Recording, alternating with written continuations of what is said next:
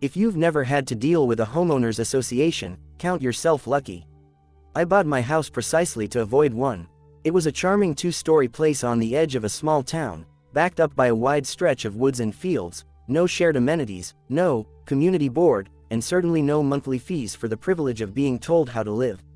I wanted peace. I wanted to work from home without someone measuring my grass height or sending letters about the shade of my shutters. For the first 6 months, that's exactly what I had, until Karen showed up. Her real name's irrelevant, her personality was pure textbook HOA president. The problem, there wasn't an HOA here. She lived in the neighboring subdivision, a cluster of manicured homes with a pool and a gatehouse, and she was apparently under the delusion that her jurisdiction extended beyond the gates. At first, her intrusions were petty, notes left on my mailbox about community paint standards or trash can visibility rules. I ignored them. Then came the day she stood on my porch, clipboard in hand, and announced, "You're behind on your HOA dues." I laughed, thinking it was a bizarre prank, but her face remained stone-cold serious. That's when I realized I wasn't dealing with a joke. I was dealing with a woman who had convinced herself I was under her control. I tried explaining the reality to her, showed her my deed, pointed out that my property was not, in fact, part of her subdivision, and even offered to let her speak to the county assessor. But the more I proved her wrong, the more determined she became. It was as if my resistance was a personal insult. Within weeks, she escalated from verbal harassment to threats of legal action. She began sending what she called official violation notices in the mail, printed on letterhead she had clearly designed herself, complete with a logo and a P.O. box address. The violations were absurd: unauthorized exterior decor, because of a garden gnome; failure to submit landscaping plans, because I planted tomatoes; noise complaints, because my dog barked once when the mail truck came by. I filed every letter away, thinking I might need them someday. Then came the certified letter that made my jaw drop. It was an actual summons to small claims court. Karen was suing me for $3,500 in unpaid HOA dues and $1,200 in fines. The kicker: the complaint listed me as a resident of Oak Pines HOA, her neighborhood, which was a full half-mile away from my home. I knew this was ridiculous, but seeing my name on an official court document lit a fire under me. This wasn't just an annoying neighbor anymore, it was an attack that could stain my record if I didn't fight back. The weeks leading up to the court date were surreal. I gathered every scrap of evidence I had: the property plat map, my purchase agreement, the county's zoning records, and the letters Karen had sent me. My lawyer, Mark, a no-nonsense guy who'd dealt with overzealous HOAs before, looked through it all and shook his head in disbelief. "She has nothing. This is going to blow up in her face," he said. But he also warned me that people like Karen rarely back down voluntarily. "She's banking on intimidation. If you fold, she wins. If you fight, she's going to double down until someone in authority tells her she's wrong," loudly. I noticed in the days before court that Karen was strutting around town like she'd already won. I overheard her in the grocery store telling someone, "We have to keep the neighborhood up to standard. He thinks he's special, but he belongs under my rules." That little soundbite would come back to haunt her, but at the time, I just rolled my eyes and focused on preparing. The day before the hearing, she even had the nerve to send one last letter, warning me that failure to comply could lead to further legal consequences. I almost hoped she'd bring it to court. It was such blatant harassment it could only hurt her case. When the court date arrived, the small claims courtroom was buzzing. Karen was already there, flanked by 2 other HOA board members who looked like they'd been dragged in against their will. She had a stack of papers in front of her and an expression of smug righteousness that made me want to laugh. My lawyer and I took our seats, and almost immediately she started whispering loudly enough for me to hear, "This won't take long. He's in violation on multiple counts." The bailiff called us to order, and the judge, an older man with the air of someone who'd seen every petty dispute imaginable, asked Karen to present her case. She launched into a rambling speech about community cohesion and enforcement of standards, barely touching on actual evidence. When she did submit her documents, it was a mix of self-printed violation notices, a spreadsheet of supposed fines, and, bizarrely, a photocopy of a map that didn't even include my street. My lawyer stayed calm, letting her dig the hole deeper. Then it was our turn. We started with the plat map and deed. showing my property's clear boundary lines outside of Oak Pines HOA. The judge raised an eyebrow. Karen interrupted, insisting, that map is outdated. He belongs under my rules. The room went silent. Even the bailiff looked like he was suppressing a smile.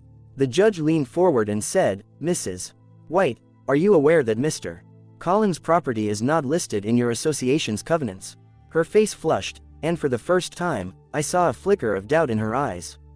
Karen's momentary hesitation evaporated as quickly as it appeared, replaced by a louder, almost frantic tone. Your Honor, with all due respect, that plat map is wrong. Our community has been functionally enforcing standards on his property for years, she declared, tapping her stack of papers with a manicured nail.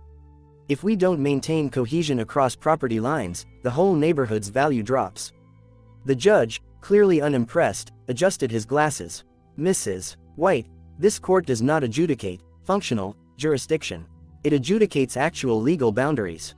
He gestured to our documents. And I see no evidence tying Mr. Collins' property to your HOA. Karen's jaw tightened. But he uses our amenities, she shot back. That one made me laugh out loud.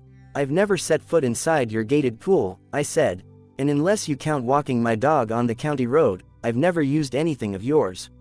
My lawyer slid a photo across to the judge, an overhead satellite image highlighting my house's distance from Oak Pines gates. Your Honor, he said evenly, Mr. Collins would need to trespass across 3 other properties just to reach their so-called amenities. This claim is not only baseless, it's absurd. Karen's eyes darted to her evidence, and I saw the beginnings of panic flicker there. But she wasn't ready to surrender. Instead, she pulled out what she clearly thought was her trump card, a sheet of paper bearing an official-looking HOA header and a blurry signature. This, she announced dramatically, is the membership acknowledgement Mr. Collins signed when he bought his home. She handed it to the bailiff, who passed it to the judge. I leaned forward, curious, because I had never signed anything of the sort. The judge glanced at it, frowned, and held it closer. Mrs. White, this signature is pixelated. It appears to be a printed copy, not an original document. And the date, this says 2012. Mr. Collins, when did you purchase your home? March of last year, I replied. The entire courtroom seemed to collectively inhale. Karen's face went pale, then flushed red. It must be a clerical error, she stammered. My lawyer seized the moment. Your Honor, we contend this is not a clerical error, but a fabricated document created to falsely claim jurisdiction over my client. We would like to request a closer examination of the HOA's records. The judge's expression hardened. Mrs. White, where did you obtain this? She hesitated, glancing at the 2 board members beside her, both of whom looked like they wanted to sink into their chairs and disappear. One of the board members, a middle-aged man in a navy suit, finally spoke up, his voice low but clear. Your Honor, that document wasn't approved by the board. I've never seen it before today. Karen's head whipped toward him, her mouth opening in shock. Greg, what are you? I'm telling the truth, Karen, he interrupted firmly. We have enough legitimate work to do without going after properties we don't own. This was your idea from the start. The second board member, a younger woman with a pinched look, nodded reluctantly. She told us he was a member because it was better for the community if we expanded coverage. I didn't know she was actually going to forge documents. Gasps rippled through the courtroom. Karen's lips moved soundlessly for a moment before she snapped, You're both overreacting. We have to enforce standards or the neighborhood will fall apart. The judge raised a hand. Mrs. White, enough. You are now on the verge of perjury. I strongly suggest you consider your next words carefully. That silenced her, for the moment. At that point, the atmosphere in the room shifted. This was no longer just a petty HOA dues dispute, this was shaping up to be a case about fraud and abuse of authority. The judge ordered a short recess so he could review the supposed membership acknowledgement more closely. During the break, Karen paced like a caged animal, throwing sharp whispers at the board members who had just publicly turned against her. My lawyer leaned over to me and said, She's finished. Even if the judge doesn't push for criminal charges, this case is dead in the water. I still couldn't quite believe it. This woman had dragged me through months of harassment, legal threats, and now a courtroom spectacle, all because she wanted to expand her little fiefdom. When the judge returned, he looked directly at Karen. Mrs. White, the court is now in possession of compelling evidence suggesting you knowingly submitted falsified documentation. You will have an opportunity to explain this before I render judgment." Her face was a mask of fury and fear. For the first time since I'd met her, she didn't have a ready comeback.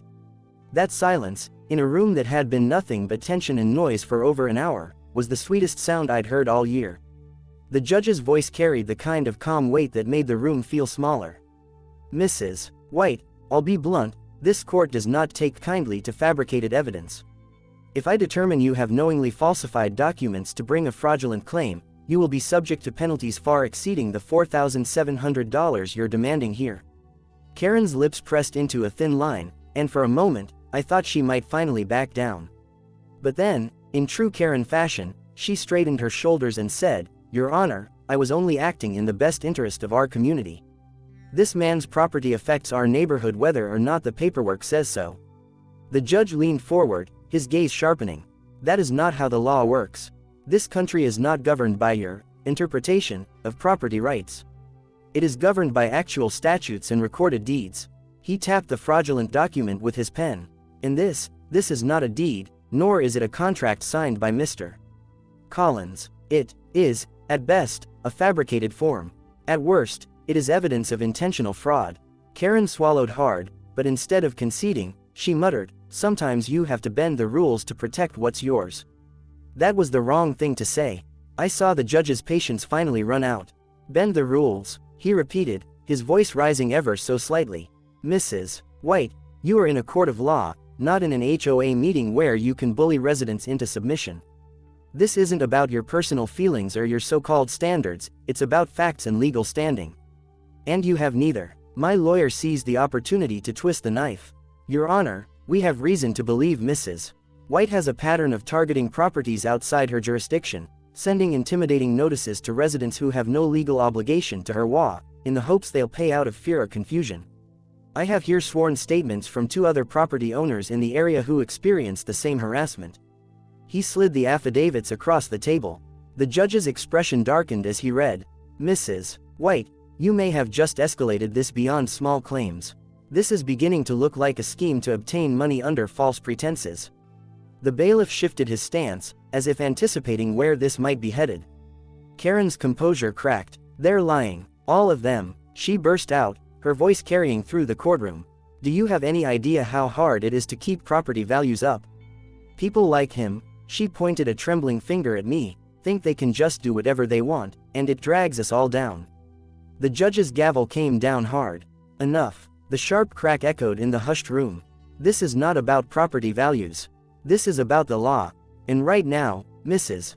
White, you have given me nothing, to suggest that you have any legal authority over Mr. Collins or his property." He looked over at the 2 board members, who were now sitting stiffly, avoiding Karen's gaze. "Frankly, I'm surprised either of you agreed to this lawsuit." Greg, the man in the navy suit, cleared his throat. "We didn't, Your Honor. She acted alone." The judge nodded slowly. "Noted." Karen turned toward them, betrayal flashing across her face, but neither would meet her eyes. The hammer blow came in the judge's next words. "Given the evidence, or lack thereof, and the troubling indications of falsified documents, this court is dismissing the plaintiff's claim in its entirety, with prejudice. Furthermore, I am ordering that this matter be referred to the county prosecutor's office for review of potential criminal charges." The room seemed to freeze. Karen's mouth fell open, but no sound came out. The bailiff stepped forward instinctively, as though expecting an outburst. My lawyer leaned toward me and whispered, "That's game over for her." I felt a wave of relief wash over me, mixed with disbelief that this nightmare was finally ending. Karen sat down heavily, staring at the table in front of her, the smug certainty she'd worn for months completely gone. The judge gathered his papers and gave me a small nod before standing to leave. As the courtroom began to empty, I caught a glimpse of Karen's face, red, tight-lipped, and radiating a hatred that told me she wasn't going to apologize, not now, not ever. But that didn't matter. She'd been exposed, publicly and officially, and there was no undoing it. The week after the court hearing felt almost surreal. For months, my life had been a steady drumbeat of letters, threats, and tension every time I pulled into my driveway. Now, the silence was deafening, and glorious. But the judge's words still echoed in my mind, referred to the county prosecutor's office. That wasn't just courtroom theater, it was a real possibility. that Karen could face criminal charges. My lawyer called me 3 days later to confirm it. The prosecutor had already opened a preliminary investigation. "They've requested copies of all the letters she sent you," he said. "And not just you, apparently those other property owners we mentioned have also submitted theirs. This is looking more and more like a pattern of harassment and attempted fraud." It was one thing to see Karen humiliated in court, but the thought of her actually being held legally accountable lit a different kind of fire in me. I wasn't out for vengeance, I just wanted her to stop. Permanently. Word traveled fast in our small town, especially when it involved someone as notorious as Karen. By the end of the week, Oak Pines HOA's monthly meeting had turned into a full-blown mutiny. Greg, the board member in the navy suit, called me to tell me the details. "Half the residents are demanding she resign," he said. "The other half are asking how much this lawsuit cost them in legal fees." She tried to spin it as you being a danger to the neighborhood, but after the hearing transcript went public, that story died fast. I pictured her standing in that meeting, voice rising, hands waving, trying to reclaim control, only to be met with cold stares and whispered accusations. It was ironic. She had spent years obsessing over property values, yet she had just tanked her own standing in the very community she claimed to protect. Several neighbors from Oak Pines even reached out to me directly, apologizing for her behavior, though most admitted they'd been too afraid to speak up before. The prosecutor's investigation moved quickly, thanks in part to Karen's own paper trail. Those official violation notices she sent, the county investigator confirmed they weren't just overreach, they were illegal attempts to demand payment without proper authority. Combined with the falsified membership acknowledgement, the evidence painted a clear picture. By the end of the month, Karen was formally charged with 2 misdemeanor counts, harassment and filing false documents. It wasn't jail time, at least not yet, but it was enough to force her into mandatory court supervision and strip her of any official position in the HOA. The image of her being served in her own driveway, the same way she had sent certified letters to me, was poetic justice. I didn't attend the hearing for her charges, I didn't need to. I already knew the outcome. The prosecutor told me later she'd pled guilty to avoid a trial, part of the agreement being that she'd have zero contact with me or my property ever again. Life returned to normal in slow, quiet ways. The mailbox stopped spitting out fake violation notices. The air around my home felt lighter, freer. Sometimes I'd catch sight of Karen's car on the road, and while she still refused to look at me, I could tell the swagger was gone.